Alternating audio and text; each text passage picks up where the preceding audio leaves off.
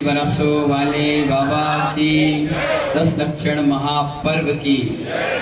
बोलिए परम पूज्य गुरुदेव बेसन सागर जी महाराज की।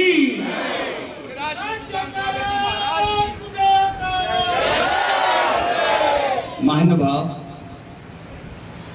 जब हम लोग को दीक्षा दी जाती है तो एक उस समय परम पूज्य आचार्य गुरुवर एक शिक्षा भी देते हैं।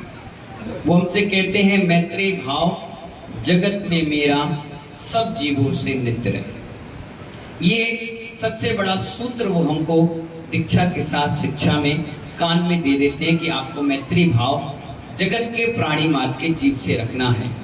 उससे नहीं रखना है जो तुम्हारी भक्ति करता हो, उससे भी नहीं रखना जो तुम्हारे परिणाम खराब करता हो। उन्होंने कहा प्राणी मात्र के प्रति रखना चाहिए। मैंने गुरुदेव से पूछा, आखिरकार मैत्री भाव क्यों रखूं, क्षमा भाव क्यों रखूं?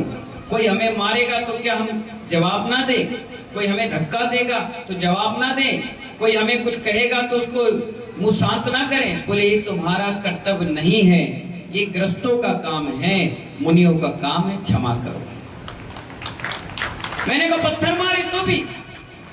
कितने पत्थर खाए?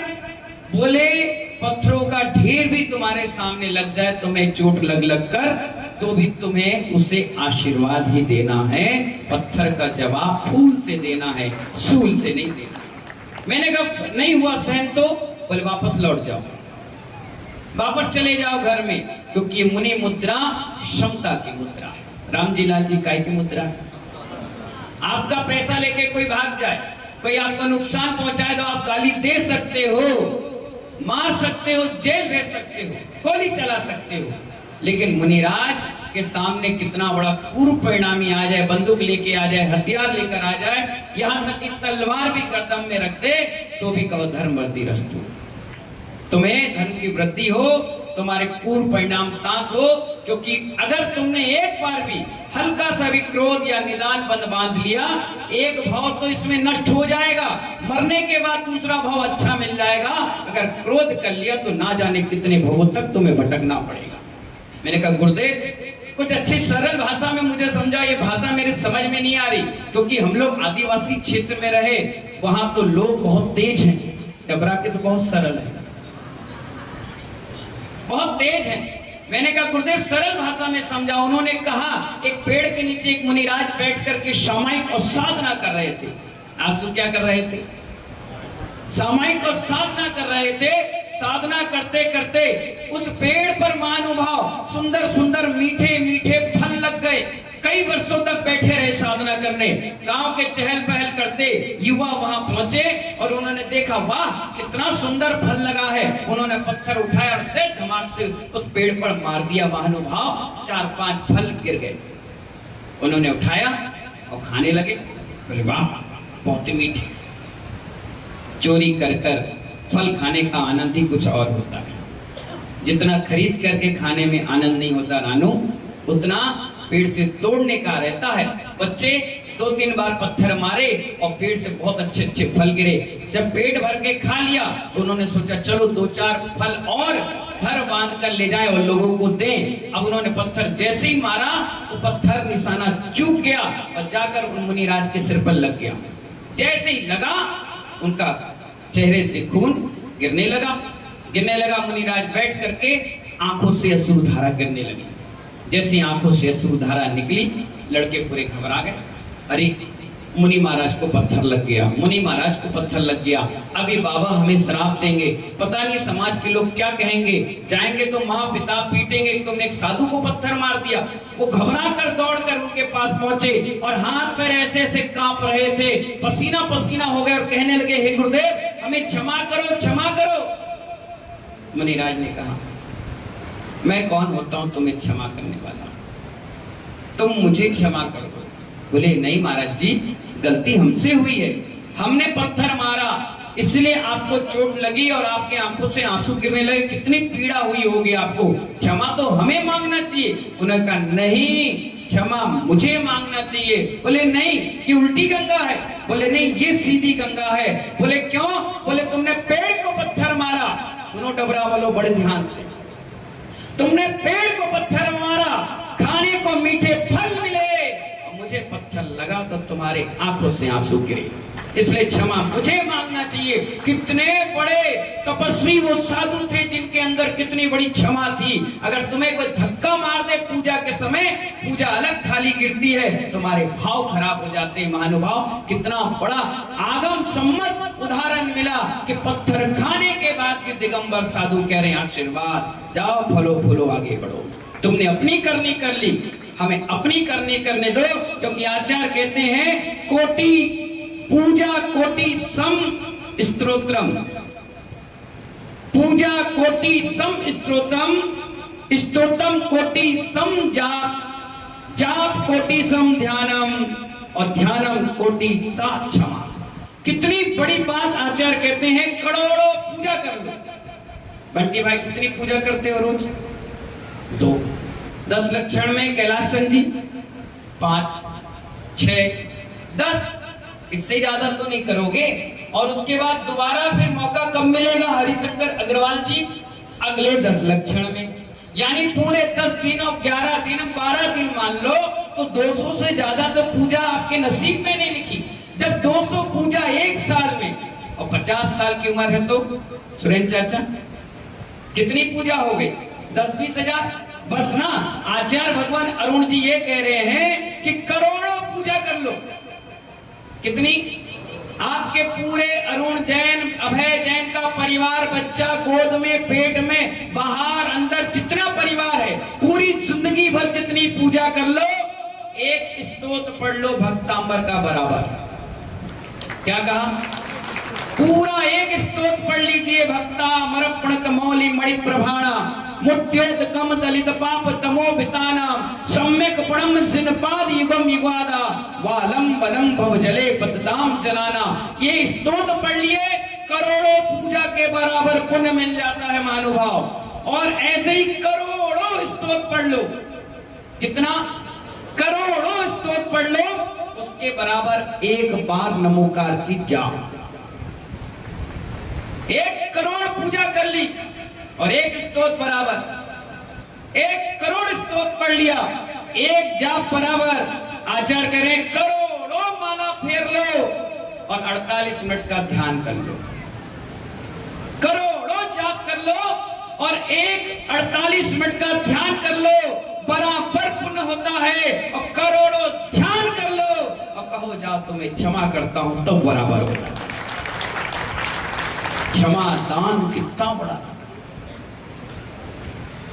करोड़ों पूजा कर लो, करोड़ों जाप कर लो, करोड़ों दान कर लो, करोड़ों ध्यान कर लो, ये सब कुछ धूल के बराबर हो जाएगा अगर तुमने किसी को हृदय से क्षमा नहीं किया। आज का दिन क्षमा का है। काय का दिन है? दुश्मन से भी। आचार्य कहते हैं दुश्मन को समाप्त करने के लिए शस्त्र चाहिए। क्या चाहिए? दुश्मन को समाप्त करने के लिए शस्त्र चाहिए और दुश्मनी को समाप्त करने के लिए क्षमा का नीति चाहिए। दुश्मनी समाप्त होना चाहिए। दुश्मन समाप्त करके क्या मिलेगा?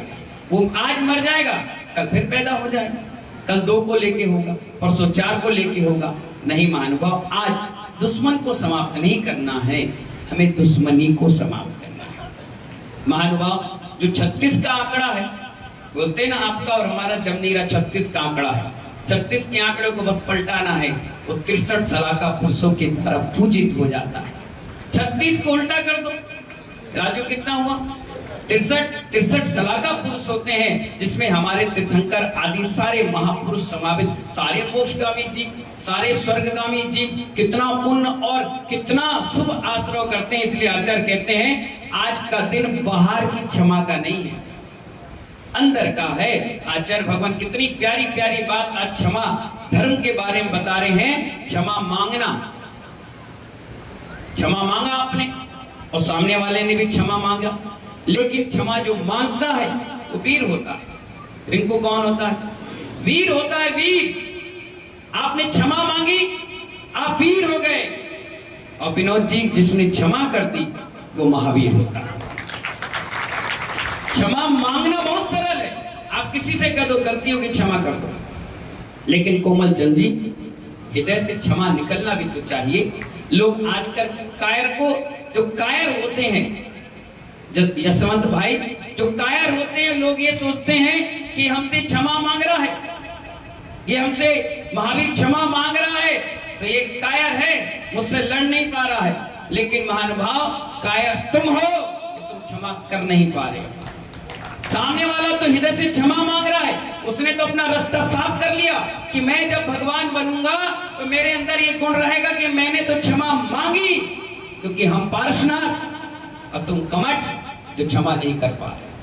और एक भाव नहीं, 10-10 भाव तक। और क्या बात है पार्श्वनाथ भगवान की, वो 10 भाव तक उन पर बैर करता रहा और वो हर बार उनको क्षमा करते गए। आखिर उसको ही हार मानना पड़ी, और जिस दिन उसने हार मारी, दोनों का कल्याण हुआ।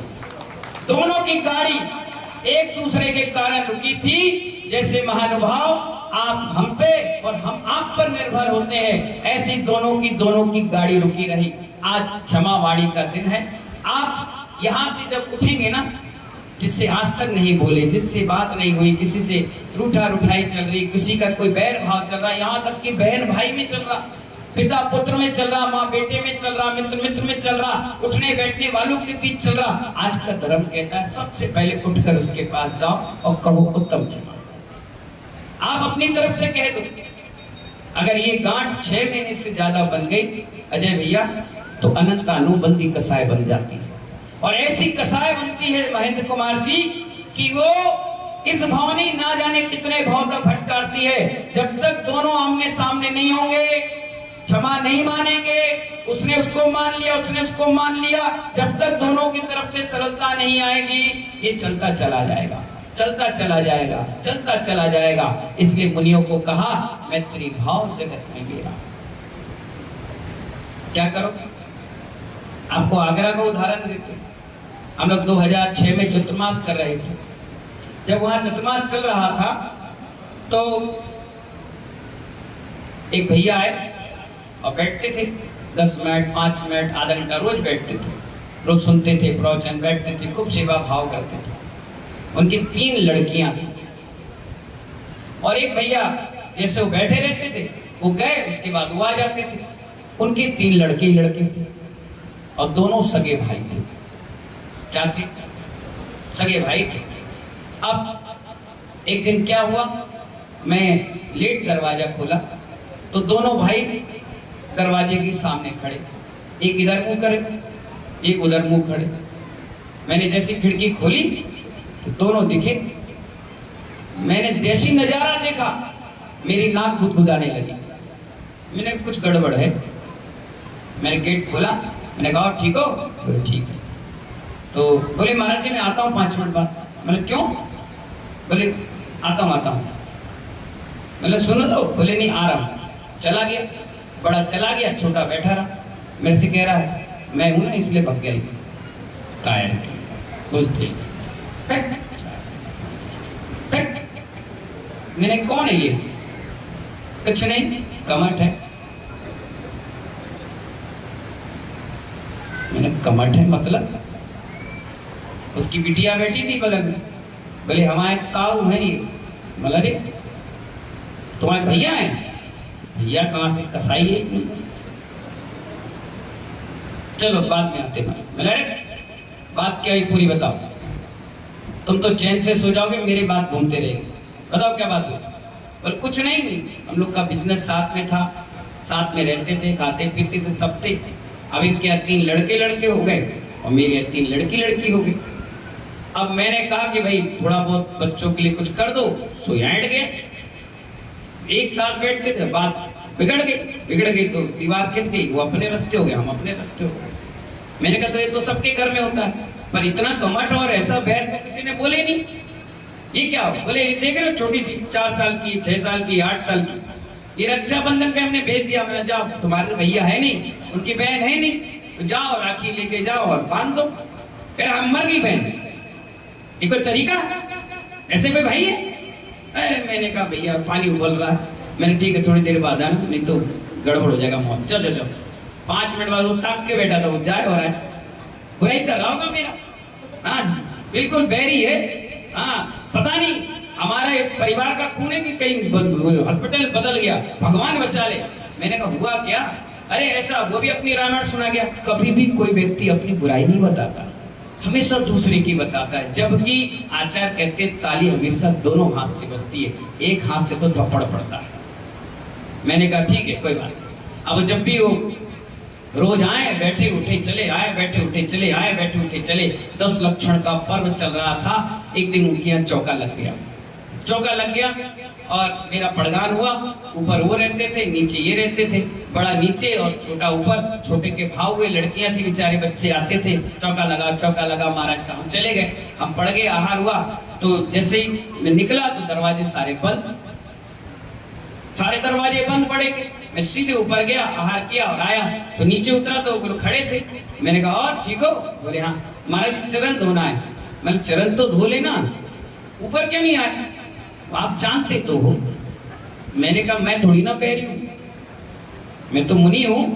तुम बुलाओगे तो तुम्हारे यहाँ, इनके यहाँ तो इनके यहाँ आहार दें। नहीं, उनने कसम खाई है, पैर नहीं रखेंगे तुम्हारे घर में। मैं पैर मत रखना, पट्टे पे रख लेना। नहीं हम नहीं जाएंगे। मैंने ठीक कोई बात, चलो करो, चलो कोई बात। मैं कमरे में आ गया। दूसरे दिन थी क्षमावाणी। मैंने उसको बोला कल अपने पिताजी को भेजना। बोले हाँ ठीक है। मैंने उसको बिटिया से बोला तुम अपने पिताजी को भेजना। बोले हाँ। आ गए, दोनों बैठ गए। मैंने कहा क्यों भाई, ये क्या चल रहा है? बोले इन्हीं से पूछ लो। मैंने कहा उन्हीं से पूछ लो। और दोनों बात नहीं कर रहे, मुझसे कह रहे हैं। जैसे पोस्टमैन में हूं, चिट्ठियां डाल रहे हैं और चिट्ठी निकाल कर मैं इनको दे रहा हूं, उनको दे रहा हूं। क्या नाटक बना रखा? मैंने कहा पहले दरवाजा बंद करो। दरवाजा बंद हुआ। मैंने अब आया मैं फॉर्म में। हाँ क्या ये जैन हो, बनिया हो, शर्म नहीं आ रही तुम लोग लड़ रहे हो? क्या करें? अपनी दोनों गर्म थे तो दोनों अपनी अपनी बात बोले और चले गए। मेरा ठीक है अभी जाओ, शाम के आना। आहार पानी हो गया हमारा। 3-4 बजे मैंने फोन लगवाया। मैंने हाँ भाई उसको बुलाओ। वो आ गया। मैंने कहा सुनो, तुम्हारी इस जन्म में सुलह होगी कि नहीं होगी? पहले नहीं होगी, मतलब मर के सुनो कमट बनना पड़ेगा। और कोई पारसनाथ नहीं तुम में, दोनों कमट बनोगे, एक दूसरे को पथरा मारोगे। कभी तुम मरोगे, कभी तुम मरोगे। और दुनिया के लोग मृत्यु भोज करके आनंद लेंगे। प्रॉपर्टी तुम बनाओगे, दूसरे कब्जा करेंगे। क्या कर रहे हो तुम लोग? समझाया बुझाया फिर भी नहीं मान रहा, बड़ा ढीठ आदमी। हमने कहा ये भैया तो जग लगा लोहा है, हमें एक सर्टिफिकेट पैदा करें। फिर हमने उससे कहा सुनो, बचपन की बात याद करो, कभी जीवन में तुम्हारा बड़ा भाई तुम्हारा सहयोग किया था? बोला हाँ। कब किया था? बोले मैं स्कूल गया, 4-5 लड़कों ने मुझे मारा, तो फिर तुमने किसको पुकारा? मम्मी। बोले मम्मी आई? बोले तो जन्म देके ही मर गई थी। मैं कौन आया? बोले बड़े भैया आए। क्या किया उसने? उसने कहा सबसे पहले सारे लड़कों को मारा और मारने के बाद हमें बचाया। तो मैंने कहा उसका एहसान तुम कमट बोलकर कटाओगे? रोने लगा। बोले महाराज श्री, मैं तो बहुत चाहता हूं कि हम दोनों मिल करके अच्छे से रहें, प्रेम से रहें, लेकिन क्या करें, ये ईगो आ जाता है। अगर मैं झुक जाऊंगा तो ये हमारे समाज के लोग कहेंगे देखो साला झुक गया। अगर वो झुक जाएगा तो लोग कहेंगे देखो साला झुक गया। गलती जो झुकेगा उसकी मानी जाएगी कि हाँ इसके अंदर कमजोरी थी। मैंने कहा सुनो, कल क्षमावाणी है। दुनिया के जमजात बैरी भी आते हैं, गले मिलते हैं, प्रेम से रहते हैं। एक शराब पीने वाला व्यक्ति, अलग अलग कौम के होते हैं, कोई हिंदू होता है, कोई मुसलमान होता है, क्रिश्चियन होता है, कोई होता है, कोई होता है, सब बैठते हैं और झूठे गिलास में पी लेते हैं। वो ये नहीं पूछते कि तुम मेरी माँ के कोख से पैदा हुए हो, तुम कहां से आए हो, क्या हो। जब एक नशे में व्यक्ति इतनी ईमानदारी से जिंदगी जी सकता है, तुम तो बेहोशी में नहीं हो, तुम तो होश में हो। कम से कम अपने प्रेम से भाई के साथ रह सकते हो। मैंने कहा सुनो, कल तुम्हें एक काम करना है। क्या करना है महाराज जी? देखो तुम हमें गुरु मानते हो तो आज गुरु दक्षिणा देना पड़ेगा। बोले क्या? मैंने कहा एक काम करना, कल सुबह तुम्हें जाना है एक मिठाई का डब्बा लेकर के अपने बड़े भाई के पास, और जाकर कहना मिठाई का डब्बा रखना और पैर पड़कर कहना भैया उत्तम क्षमा। अरे वो पैर ही नहीं पड़ाएगा, घर में ही नहीं घुस घुसने देगा, उसकी भाई बड़ी खतरनाक है, दरवाजे बंद कर दे। मैंने कहा अच्छा दरवाजा तोड़कर जाना पड़े, तुझे जाना पड़ेगा, जाना पड़ेगा, ठीक बनकर जाना पड़ेगा। अगर इन बच्चियों का जीवन खतरे में देखना चाहते हो तो तुम मत जाना, इन बच्चों का भविष्य बनाना चाहते हो तो जरूर चले जाना। नहीं तो कल के दिन आम जिंदगी में जीने वाले लोग देखेंगे कि दो भाई प्रेम से नहीं रहते और कुंवारी जवान कन्या इनके घर में है, हल्का सा निवाला फेंकेंगे, उड़ा कर ले जाएंगे, बेटा नाक कटाने के लिए भी, शक्ल दिखाने के लिए स्थान नहीं मिलेगा, बड़ी स्थिति खराब है, तो समझ। उसको बहुत बात लग गई, बोला अगर मैं गया और उसने मुंह बना लिया तो मतलब वापस आ जाए, कुछ बोलेगा सुन लेना, लेकिन तुम्हें जाना है, पैर पड़कर कहना भैया मुझे क्षमा कर लो। उस दिन को याद करो जब बचपन में तुम्हें लोग मारते थे और ये भाई तुम्हें बचाता था। याद करो वो दिन जब तुम्हारा टिफिन का सामान गिर गया, तब तुम्हें तुम्हारे बड़े भाई ने अपने टिफिन से खिलाया, खुद भूखा रखकर तुम्हें पानी पिलाया। याद करो वो दिन जब तुम स्कूल जाते थे, थक जाते थे पैदल चलते, तो तुम्हारा बड़ा भाई तुम्हें पीठ पर लाद कर ले जाता था। याद करो वो दिन जब दूध नहीं था, मां पिलाने लायक नहीं था, लो मेरे हिस्से का तुम दूध पी लो। याद करो वो दिन जब पॉकेट मनी तुम्हारे पिता तुम्हें 10 पैसे देते थे, 10 पैसे छोटों को देते थे, दोनों मिलाकर तुम आइसक्रीम खाया करते थे। याद करो वो दिन। वो रोने लगा, बिलखने लगा, बोले क्या करूं, कैसे जाऊं, मैं ये मिठाई का डब्बा पकड़ो और जाओ तुरंत, बहुत इमरजेंसी कॉलिंग है, जल्दी आओ। वो भी आ गया महानुभाव, और जैसे वो आया मैंने कहा सुनो कल जैसी छोटा भाई तुम्हारे पास आएगा, बोलो नहीं आएगा, कहीं मरते मर जाएगा, नहीं आएगा, बिल्कुल नहीं आएगा, मेरी कैसी तबीयत खराब हुई, मैं मरता मरता बचा, ये देखने नहीं आया। मैंने कोई बात नहीं, पन्ना पलट गया, अब नई इबादत चालू करो, क्षमा बाड़ी है, बात मानो, आपके यहाँ पहली बार चतुर्मास हो रहा है, कई वर्षों में पहली बार चतुर्मास हो रहा है, बैठ की बात खत्म करो, जाओ एक काम करना, कल तुम्हारा भाई तुम्हारे पास आएगा। आएगा तो क्या करूं, आएगा अगर वो तुम्हारा पैर पड़े और उत्तम क्षमा बोले तो एक काम करना, गले लग जाना। अगर उसने कुछ बोला तो ठूस दूंगा, मैंने अच्छे से ठूस देना। अगर कुछ बोले तो, अगर वो क्षमा मांगे और अगर रो दे, मिठाई खिलाए, कुछ भी बोले, तुम्हें कुछ नहीं बोलना है, गले मिल जाना है और बड़ी अच्छे से इत्मीनान से चुपचाप रहना। बोले ठीक है, चलिए आप कह रहे तो मैं बात मान लेता हूँ, और नहीं माना तो मैं मार दूंगा, अच्छे से मिला, हाओ जो तुम्हें करना सो कर लेना, ठीक है। अब सुबह हुई, रात भर दोनों को नींद नहीं आई। वो मनी मन सोच रहा था मैं कैसे जाऊं, वो मनी मन ये सोच रहा मैं कैसे गले लगाऊं।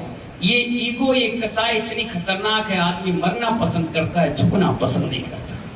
बस सुबह जैसे सूर्योदय हुआ, मैं भी भगवान का नाम ले रहा था, हे भगवान जीवन में पहली बार किसी भाई को भाई से मिला रहा हूँ, ये अगर फार्मूला मेरा सक्सेसफुल हो गया तो मैं दुनिया की चोटी पर पहुंच जाऊंगा, आइंदा फिर मैं किसी की सुलह कराऊंगा ही नहीं, और मैं माला फेर रहा हूँ कि बड़े शांति से दोनों का मिलाप हो जाए, ये क्षमावाड़ी मेरी सार्थक हो जाए। और सुबह उठा छोटा भाई, हमसे पूजन पाठ करके सीधे निकला, और मैं छत पर बैठा, मैं देख रहा था, सामने घर था, वो आया, बाहर ग्राउंड बना था, वो आराम से पेपर पढ़ रहा था, उसकी पत्नी वहां बैठ के चाय बना रही थी। उतने में अचानक जैसे उसने गेट पार किया, पत्नी का मन खराब हुआ, उसने तुरंत अपने पति से कहा देखो सुबह सुबह मनुष्य आ गया। उसके पति ने कहा चुपचाप चाय बनाओ, कुछ मत बोलो। हाँ तुम तो कुछ बोलोगे नहीं, चूड़ियां पहन लो, नहीं यही तो पहन पहन के दब रहे हैं, पूरी प्रॉपर्टी खा गया, पैसा खा गया, अब देखो यहाँ आके देखो सांप जैसे आ रहा है, देखो देखो देखो, जब चुपचाप रहे। पत्नी चुप हो गई। जैसे धीरे धीरे कदम उसने बढ़ाया, वो ऐसे पेपर पढ़ रहा था, उसने यूं कर लिया, उसने ये देखा कि मैंने देखा ही नहीं।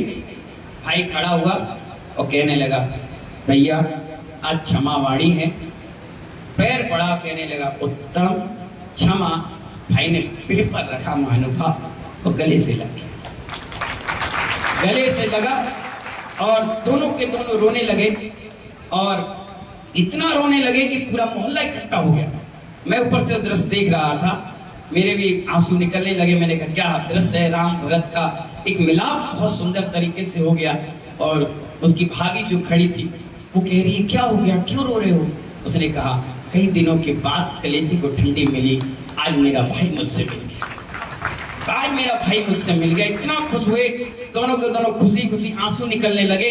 छोटा भाई बोला, भैया लो मुंह मीठा करो। उसने कहा, मुंह मीठे से काम नहीं चलेगा, आज तेरे परिवार का भोजन मेरे घर पे होगा। उसने कहा, चलो सुबह का भोजन अगर आपके यहाँ होगा तो शाम के पूरे परिवार का मेरे घर होगा। महानुभाव, मेरे हृदय को इतनी खुशी मिली, मैंने सोचा मेरा सहयोग करना आज सार्थक हो गया। दो भाइयों का प्रेम वापस जागृत हो गया। एक मुनि महाराज के प्रेरणा से आज ऐसे कितने परिवार हैं महानुभाव, जो ऐसी घुटन भरी जिंदगी में जी रहे हैं, चाह कर भी नहीं आ पा रहे, चाह कर भी बोल नहीं पा रहे। क्या कारण है? कौन सा उनका दुर्भाग्य कि एक सीढ़ी आ गई, जो वो दुर्भाग्य की सीढ़ी पर चलते चले जा रहे हैं, विनाशकालीन विपरीत बुद्धि। इसलिए आचार्य कहते हैं, आज का दिन आप सबको यहाँ बैठाकर प्यार से समझाने का मतलब यही था कि अगर आपके मन में भी कोई ऐसी बैर भाव के भाव अगर भाई परिवार मित्रगण में चल रहे हो, तो आज एक दूसरे से गले मिलकर गिले शिकवे दूर करके हृदय से क्षमा याचना करें। छोटे बड़ों के पैर पड़ ले, बड़े हृदय से लगा लें। लेडीज जेंट से अपने आत्मिक भाव के साथ क्या मांगे? क्षमा भाव मांगे।